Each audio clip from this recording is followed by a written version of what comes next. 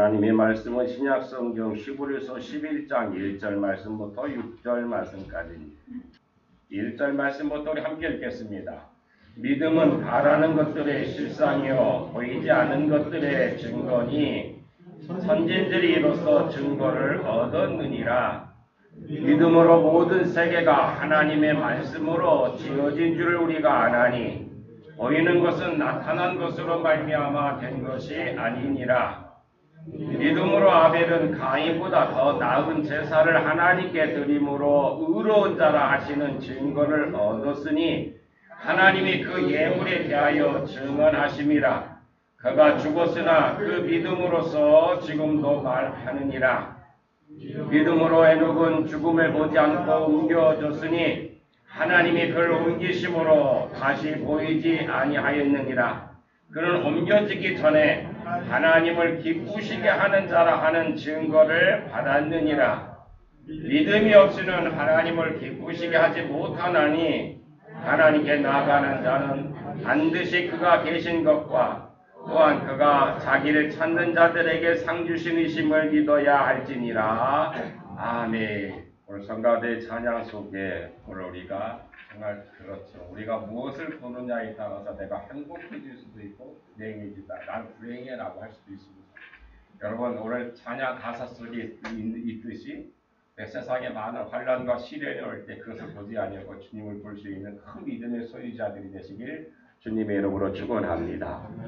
히브리서 11장은 믿음의 장이라고 말하죠. 거기에 뭐 대표적으로 16명이 그 이름이 처음에 거론되는데 물론 이 사람들 외에도 많은 사람들이 있죠. 32절에 보면은 히브리서 11장 32절에 보면은 믿음의 사람을 다 말하려고 하면 시간이 부족하다라고 말할 정도입니다. 그런데 이 사람들을 보면 보기에 따라서는 믿음과는 별 상관이 없어 보이는 사람도 있습니다. 그 대표적인 사람이 바락이라든지 우리가 잘 알고 있는 삼손도 그렇죠. 입다 같은 사람도 있습니다. 바락은 사사기 4장에 보면은 드보라 때의 사사였습니다.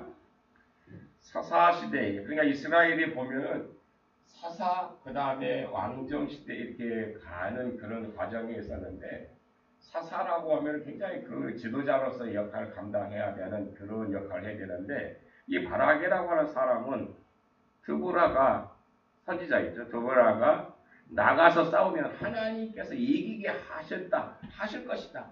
지금 이긴 게 아니죠. 지금 보면 여러 가지로 그 싸울 때에 열악해요. 세상을 바라보니까 그 어떻게 보면은 싸우면서 이길 수 없을 것 같아요. 이게 바라게 생각할 때. 그런데 드보라는 아니야.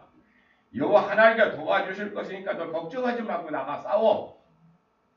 그렇게 이야기함에도 불구하고 그가 용기 있게 나가지 못하고 그냥 드보라의 귀만 졸졸 따라다니는 어쩌면 사사망신 다 시키는 사람이었습니다.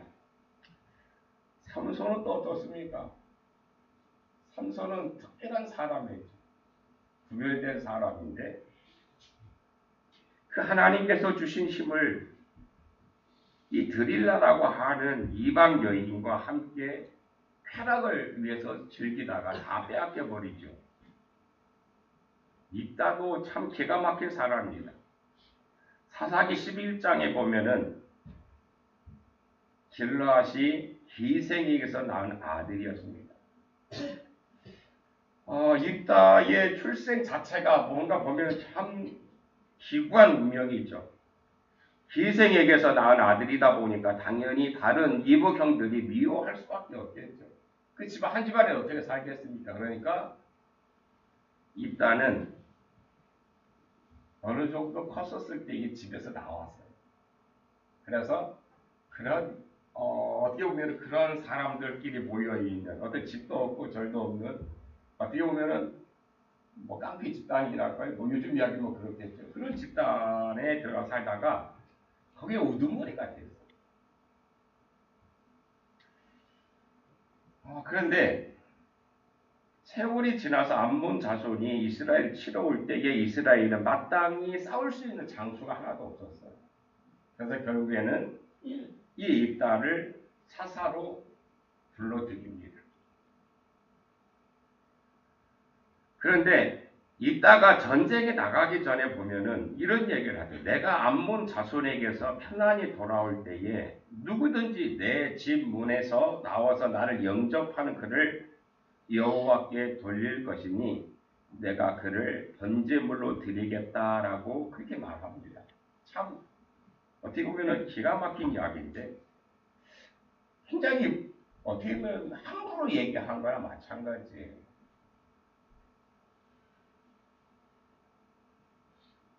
그것이 하나님의 뜻도 아니었고 어쩌면은 그렇게 있다는 자기가 제대로 가정교육도 받지 못하고 형들의 미움을 살다가 그 끼리끼리 모인 그 사람들한테 어쩌면 우두머리로 살다가 사사로 불러주니까 그 어쩌면은 뭐랄까요 그 무슨 심리라고 그래 그러한 심리로서 그렇게 말했는지 모르지만은 실제로 그가 암몬과 전쟁에서 승리하고 돌아올 때에 사사기 11장 34절 이하에 보면 이렇게 얘기하죠. 이따가 미스바에 있는 자기 집에 이를 때에 보라 그의 딸이 소고를 잡고 춤을 추며 나와서 영접하니 이는 그의 무남 동료라.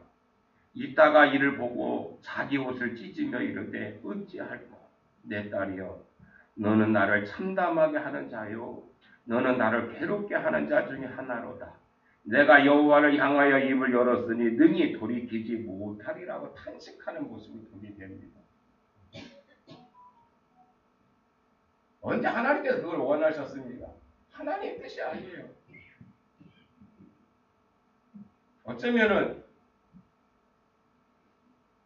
그가 깡패 생활을 하다가 이스라엘이라고 하는 나라가 전쟁에 싸울 용맹한 군사가 없다 보니까 자기를 불러서 의구심에서 그렇게 말을 했는지 몰라도 그렇게 얘기하는 거 정말로 자기가 뱉어놓은 이야기니까 책임지는 거죠. 근데 그게 하나님이 원하시는 일입니까? 하나님은 인신제사를 받지 않으셔요. 이것이 하나님이 기뻐하시는 일도 아니었어요. 그런데 왜 있다가 시부르서 11장이 있었을까? 저는 이렇게 생각해 봅니다. 성경에 입다에 정말 약점도 많죠. 실수도 많았어요. 그런데 그 입다의 허물을 강조한 것이 아니라 그가 이스라엘의 사사로 부름을 받았을 때에 그 후에 달라진 그 모습을 성경은 강조하고 있는 거죠. 지금까지 그가 있다가 어떻게 살아왔는지 정말 그 무남동녀 딸을 정말 그 번제를 드리는데 그런 번제를 드렸지만은 하나님께서 그걸 원하시는 거 아니에요. 왜 있다가 사사기에 그리고 이 시브리에서 믿음의 장이라고 하는 시브리 11장에 있느냐? 그 있다가 사사로서의 부름을 받기 전의 삶과 받은 이후의 삶이 전혀 달랐다라고 하는 것입니다. 그것을 성경은 강조하고 있는 거예요. 우리가 믿음을 가졌다고 무슨 과거의 잘못된 습관을 다 버린다거나 죄를 하나도 안 짓고 순수하고 선한 사람이 된다라고 하는 것은 아닙니다. 어떻게 그렇게 살아갈 수 있을까요? 사람도 다 불완전합니다. 어떻게 보면은 사람들은 다 어떻게 허물만 보일 수도 있어요.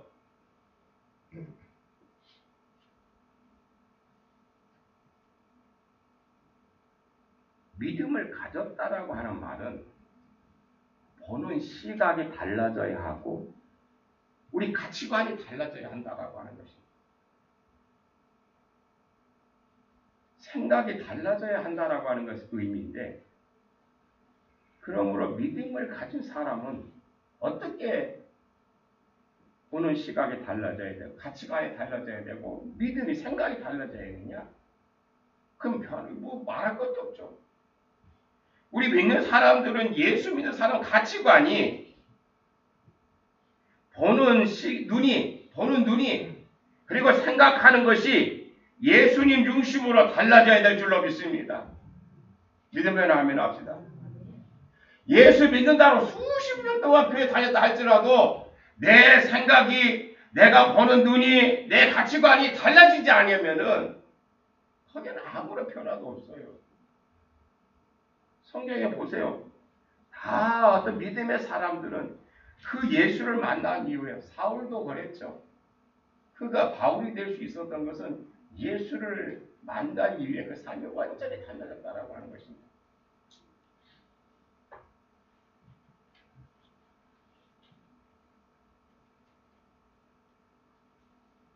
오늘 본문은 우리가 하나님을 기쁘시게 할 수 있는 유일한 방법을 가르쳐주고 있습니다. 그게 뭘까요? 믿음입니다.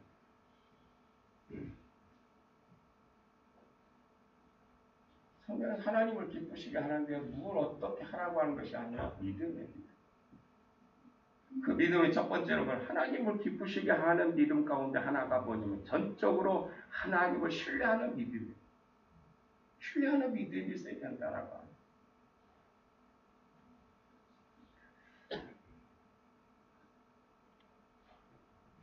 옛날에 어느 시골 교회에 전도를 해가지고 어떤 청년이 교회에 처음 나왔는데 그날 목사님 설교가 마태복음 17장 20절에 있는 말씀을 가지고 설교했습니다. 이게 무슨 내용입니까? 겨자씨 만한 믿음이 있으면 산을 옮길 수 있다라고 하는 말씀입니다.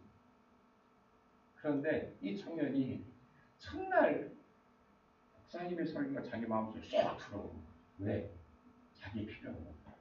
자기 집 뒤에 그 집이 하나 있는데 집 뒤에 산이 하나 있는데 겨울만 되면은 거기서 눈이 오고 여름에는 물이 막 흘러들어가지고 저 산이 항상 위협적이다. 그런데 목사님이 첫 번째 교회 와서 설교 듣는데 겨자씨 하나 조그마한 믿음만 있어도 산을 번쩍 옮긴다고 얼마나 쏙 들어왔겠습니까? 그 청년이 그날부터 기도하기 시작했어요. 이 청년이 그렇게 자기 첫날 와가지고 얼굴을 확 밝아져가면서 야 이렇게 기도하면 우리 저 산도 옮길 수 있겠구나라고 그러면서 기도를 시작했는데 그 얘기가 목사님한테 들어갔어요. 이 목사님 한편으로 걱정이 돼요. 왜? 목사도 믿음이 없는 것 같아요. 설교니까 성경에 나와 있는 말씀이니까 그냥 설교했는데 산이 옮겨졌습니까 지금까지? 한 번도 산이 옮긴 적이 한 번도 없잖아요. 어느 기록에서. 목사님이 좀 걱정이 되는 거예요. 그래서 한 일주일 가면은 시들해지겠지. 그렇게 생각한 거예요. 그런데 이 친구가 더 열심히 기도하는 거야.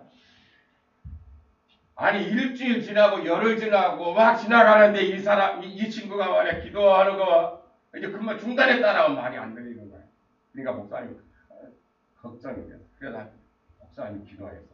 산 옮겨달라고 기도한 거야 아니라 하나님 분명히 생각하니까 내가 지금까지 경험해오고 산을 분명히 안 옮겨질 것 같은데 저 친구가 처음 교회 나와가지고 이렇게 내 설교에 듣고 감동받아 기도하는데 실망되지 않겠죠.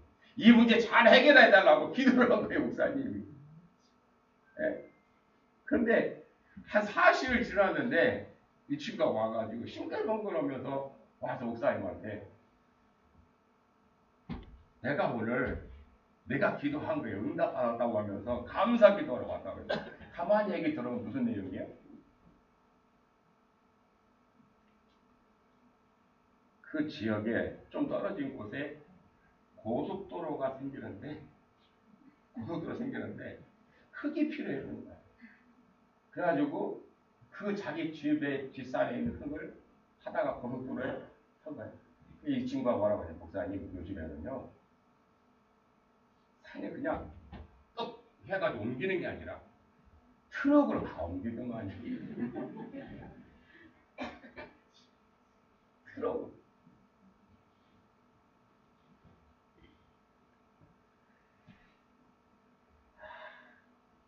하나님은 전적으로 신뢰하는 믿음을 좋아하실 줄로 믿습니다. 그런데 우리는 전적으로 신뢰하지 않아요. 왜 그럴까요? 여러분 한번 되돌아보세요. 우리가 지금 살고 있는 것들 보면은 옛날과 비교는 너무 잘 살고 있는 거예요. 뭐가 보여요?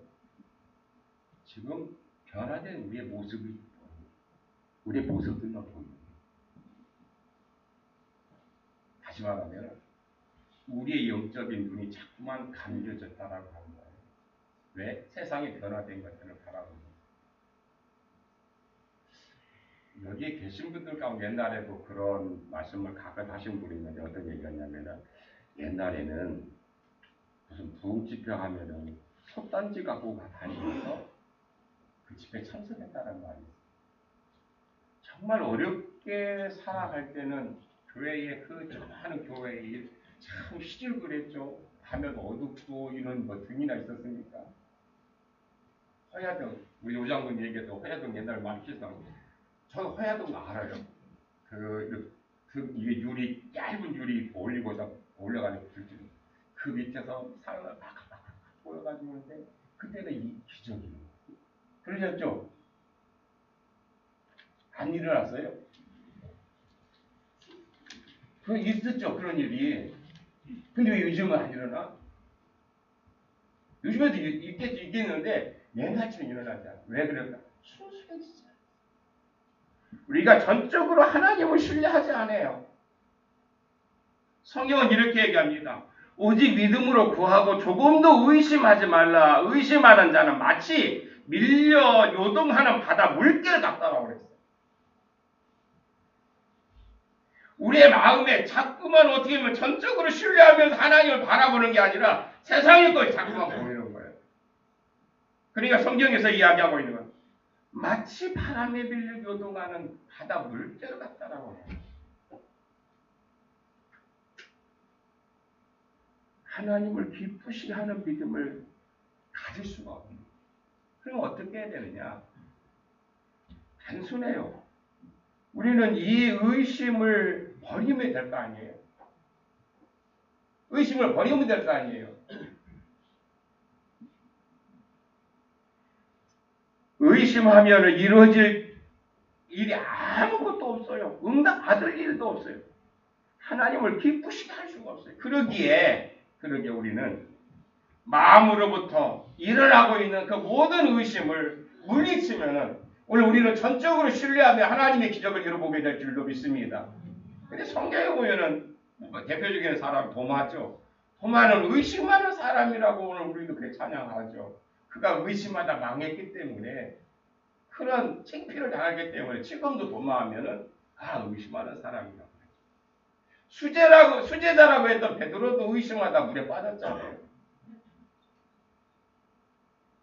사람은 그래. 하나님의 약속한 것을 전적으로 신뢰해야 되는데 그러지 못하고 자꾸 세상의 것이 들어온다라고 하는 것입니다.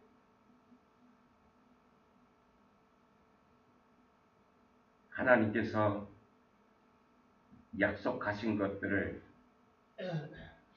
언약이죠. 그 언약을 반드시 이루어 주신다는 확신이 있어야 되겠죠. 의심하지 않고 하나님이 약속하신 모든 것들이 반드시 이루어질 거야 라고 하는 믿음. 이 믿음을 달라고 기도하게 되기를 주님의 이름으로 기원합니다. 첫 번째는 신뢰하는 믿음이었어요. 두 번째는 순종하는 믿음입니다. 하나님을 기쁘시게 하는 믿음 가운데 하나가 바로 순종하는 믿음. 요즘에 그 목사님들 가운데 이 목회 이야기를 많이 쓰는데 앙겔 목사님이라고 하는 그분도 그 목회 이야기 가운데 하나입니다. 그 교회에 어느 여집사님 한 분 계셨는데 이 집사님은 목사님께서 어떤 일을 부탁하면은 그는 항상 예 목사님 제가 할 수 있는 하겠습니다라고 대답했어요. 한 번도 아니요라고 한 적이 없었어요. 그래서 목사님이 한번 물어봤습니다. 아니 집사님은 제가 언제나 무엇을 부탁해도 한 번도 거절하지 않고 항상 웃는 얼굴로 그 일들을 해주시는데 특별한 이유가 있습니까? 라고 물어봤어요. 그랬더니 그 집사님이 이런 얘기를 했어요. 집사님, 지난번에 저희 딸 결혼식을 주례해 주셨죠? 네, 그랬죠. 그 아이가 12살이 되었을 때에 심하게 앓은 적이 있습니다. 열이 40도나 올라가는데 의사가 그 아이를 보고 말하더군요. 내가 할 수 있는 일은 다 했습니다. 따님의 목숨은 하나님께 달렸습니다. 혹시 당신이 기도할 줄 아십니까? 라고 그렇게 했다라고 합니다. 그래서 그때 그 부부들이 기도했는데 우리는 어린 딸을 주신 하나님께 먼저 감사했다고 합니다. 우리는 그 딸로 인하여 누린 12년간, 그렇죠. 키우면서 얼마나 즐거웠겠습니까? 그 12년간의 기쁨과 행복에 대해서 먼저 하나님께 진심으로 감사했다라고 하는 겁니다. 우리는 주님께 기도하기를 하나님의 뜻으로 이 딸을 데려가셔도 아무런 원망도 불평도 하지 않겠습니다.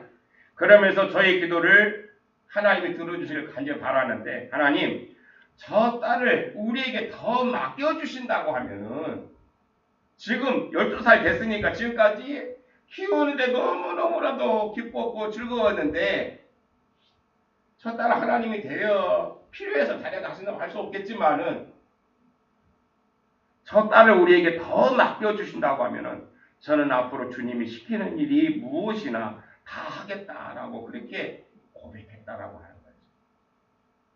목사님, 우리가 하나님께 조건을 걸고 흥정해서는 안 되는 거 압니다. 그런데 저도 모르게 그렇게 기도한 것은 흥정한 것이 아니라 하나님께 나의 약속을 바친 것입니다. 저는 그저 언제나 그때 하나님께 드린 약속을 지키면서 살려고 노력합니다. 그리고 우리 가정은 그렇게 살면서 그런 말미암아 얻어지는 기쁨, 보람을 누리면서 지금도 하나님께 감사하며 살고 있다라고 고백했다라는 것이죠. 다시 말하면 의사도 이제 손 쓸 수 없다라고 하는데 기도했는데 먼저 하나님 우리 딸 고쳐달라고 기도한 것이 아니라 하나님께 먼저 감사 기도했다는 거죠. 어떤 기도요? 하나님 12년 동안 저 딸을 주셔서 12년 동안 너무 즐겁고 행복했습니다. 하나님이 필요해서 데려가면 모르겠지만은 저 딸 앞으로 더 맡겨주시면은 우리 부부는 앞으로 주님이 시키는 일을 무엇인지 다 하겠습니다라고 그렇게 기도했다. 순종이라는 것이 그렇습니다. 어쩌보면 순종이 참 어렵죠. 그러나 순종은 마땅히 내가 할 일이라고 생각하면은 어떨까요? 내가 마땅히 해야 할 일이야라고 하면은 쉬워집니다. 에이, 목사님, 또 그렇게 생각하실 분이 있겠는데, 이런 비유를 써볼게요. 자녀를 양육하는 거 쉬운 일 아니죠. 지난번에 우리 손자가 왔는데, 우리 조경기 전이 계셔. 오셨어요? 네, 감사합니다. 아니, 밤에 막 애가 우는 거야. 어쩔 모르겠어. 우리 며느리도 이제 막 저기 가지고 약해가지고 울어. 어떻게 하겠습니까? 그래서 내가 우리 수사람한테 조이사람한테 전화해봐. 이럴 때 어떻게 해야 되냐고. 근데 관장을 시켜야 된다. 근데 우리가 관장할 수 있는 아무런 준비가 안 돼 있는 거야. 그럼 그 다음에 뭐냐? 응급실에 가는 일이에요. 그래서 응급실 가려다가 왔어요. 애 키우는 거 어렵더라고, 엄청나게.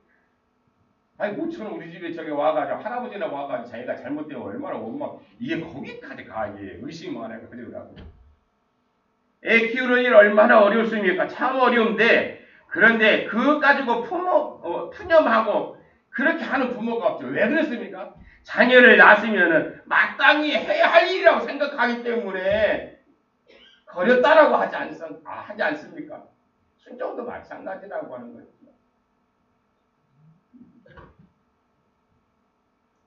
마치 순종을 안 해야 할 일, 하지 말아야 할 일이라고 생각하면 그때부터 순종은 어떻게 되면 고통이 될 수밖에 없어요. 어려울 수밖에 없어요. 그러나 생각을 바꿔서 순종은 내가 마땅히 할 일이야 라고 생각하면 그게 믿으면 쉬워지는 거지. 그렇게 믿어지면 순종함으로 말미암아 나타나는 스트레스, 영어로 스트레스라고 얘기해요. 그런 것도 받지 않겠죠. 왜 마땅히 해야 할 일이라고 믿어지면 순종은 그렇게 어려운 거야.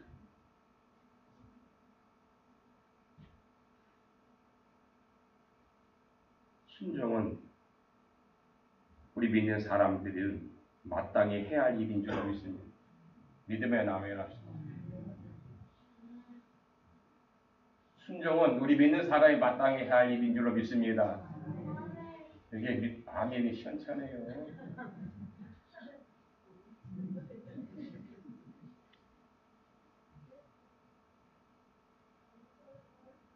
순종이 마땅히 해야 할 일이라고 그렇게 믿어지고 그렇게 하면 하나님이 기뻐하실 줄로 믿습니다. 마지막으로 하나님이 기뻐하시는 믿음은 하나님 편에 서는 일입니다. 하나님 편에 서는 믿음.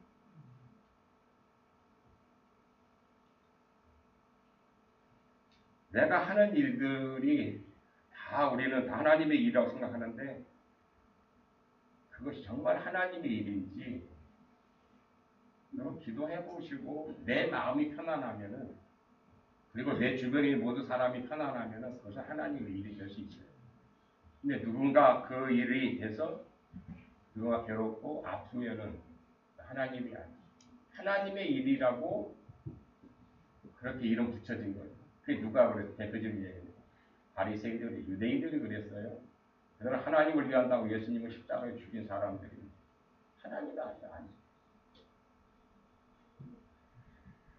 민수기 13장에 보면은 여호수아는 늘 하나님 편에 섰던 사람, 참 대단한 사람인데 하나님의 정말 얼토당토하는 일들을 들어주셨던 그 기도를 들어주셨던 적이 있어요. 그가 민수기 13장에 보면 12명 정탐꾼 가운데 한 사람이었죠. 그래서 가나안 땅을 정탐하고 돌아오는데 그 가나안 땅에 얼마나 어떻게 보면 더럽든지 포도송이를 하나 메고 오는데 혼자 들 수 없으니까 두 사람이 나무에 걸쳐서 들고 왔다고 그랬어요. 그런데 그 12명의 정탐꾼이 그것만 본 게 아니야. 다른 사람들을 못 봤습니까? 그 가나안 땅 사람들만 본 거야. 우리가 두루 다니며 정탐한 땅은 그 거주민을 삼키는 땅이요. 거기서 본 모든 백성은 신장이 장대한 자들이며 거기에서 네피림 후손인 아낙 자손의 거인들을 보았나니 우리는 스스로 보기에도 메뚜기 같으니 그들이 보기에도 그와 같았을 것이니라 라고 말해. 다시 말하면 우리 절대 가나안 땅에 못 들어가 이길 수 없다라고 하는 것입니다.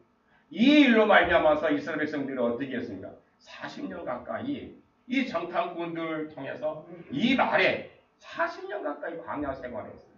그때에 여호수아가 한 말이 있습니다. 다만 여호와를 거역하지는 말라.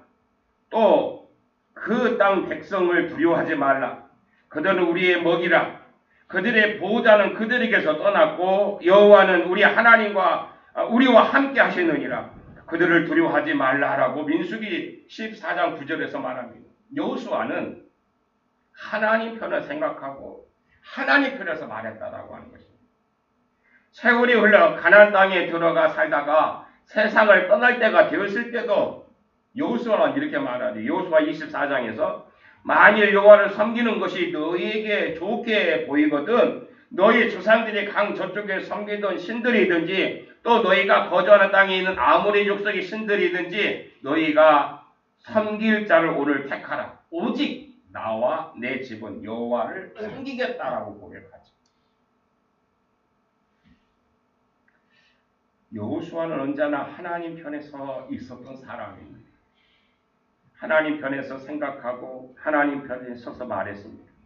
그렇게 하나님 편에 서는 여호수아를 하나님이 얼마나 기뻐하셨겠습니까? 이런 여호수아의 기도를 하나님은 다 들어주셨는데 여호수아 10장에 보면은 여호수아가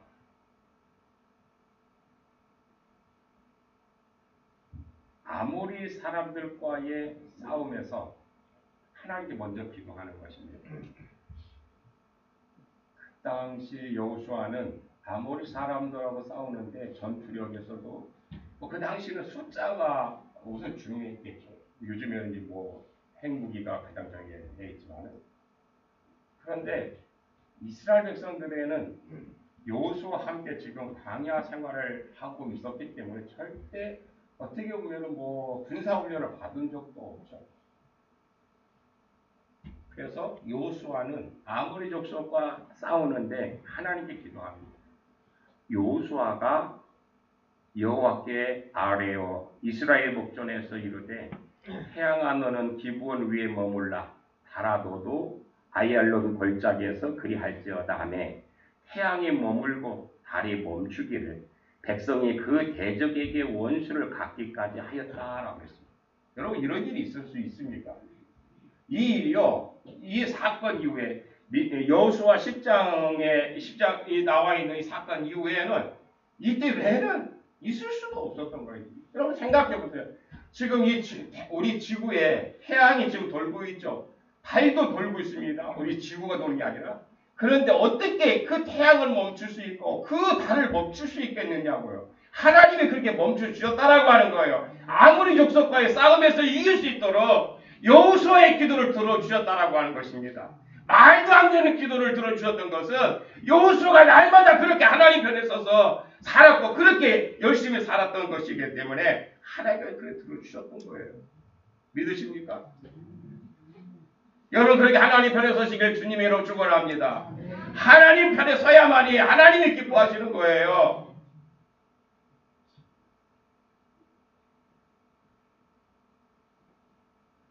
하나님이 기뻐하시는 믿음, 하나님 편에 서는 것입니다.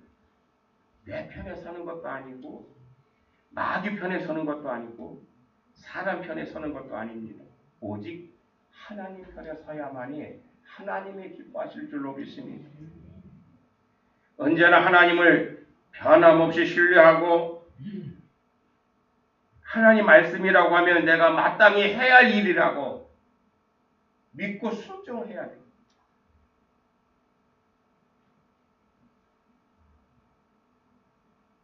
언제나 하나님 편에 서서 하나님을 기쁘시게 하는 믿음의 주인공들이 되기를 간절히 소망합니다. 할렐루야. 아멘 한 사람만 그가 믿음으로 말미암아 하나님께 그와 같은 큰 축복이 임하기를 간절히 소망합니다. 오늘 아까 앙겔 목사님의 그 목회 이야기에서 그랬던 것처럼 우리 찬양 함께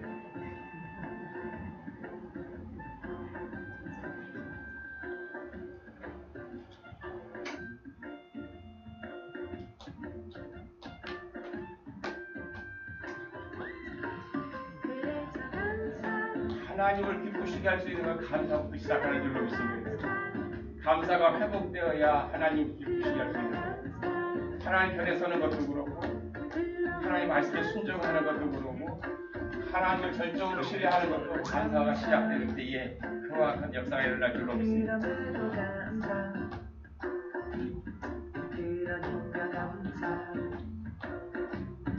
아주 그냥 감사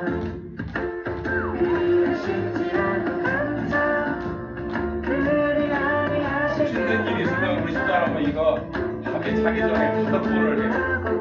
춤을 춰가면서 자 여러분도 몸이 움직이면 움직이는 대로 성벽 칠 수 있으면 성벽 칠 수 있고 그만큼 하나님께서 여러분의 모든 것을 지금도 절절로 있습니다.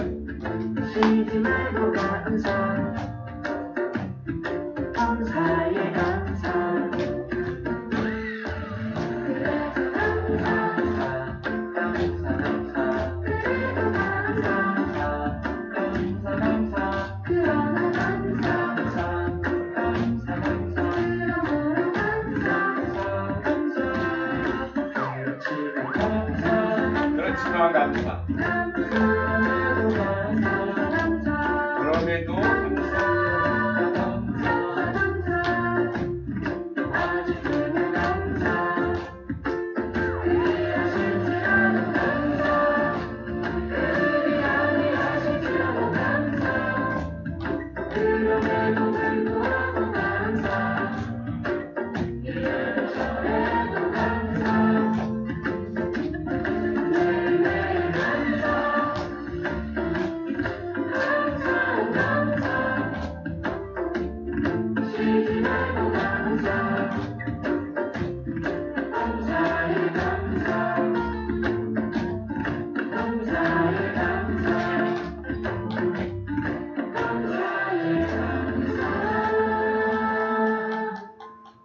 할렐루야.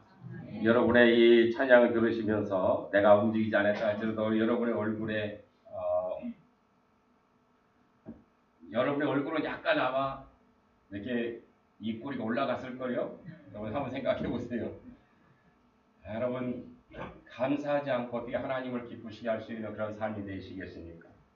여러분들 그와 같은 감사의 생활을 통하여 하나님의 귀한 축복을 2022년에 누릴 수 있는 복 있는 자의 삶이 되실 간절히 소망합니다. 잠시 기도하겠습니다. 고마우신 하나님, 올 한 해도 저희들이 하는 모든 일들이 하나님을 기쁘시게 할 수 있는 그런 삶이 되기 위하여 오늘 주신 귀한 말씀처럼 신뢰하고 또 전적으로 순종하며 하나님 편에서는 그런 믿음을 통하여 예비하신 복을 누리게 하여 주옵소서. 예수님의 이름으로 기도하옵나이다. 아멘.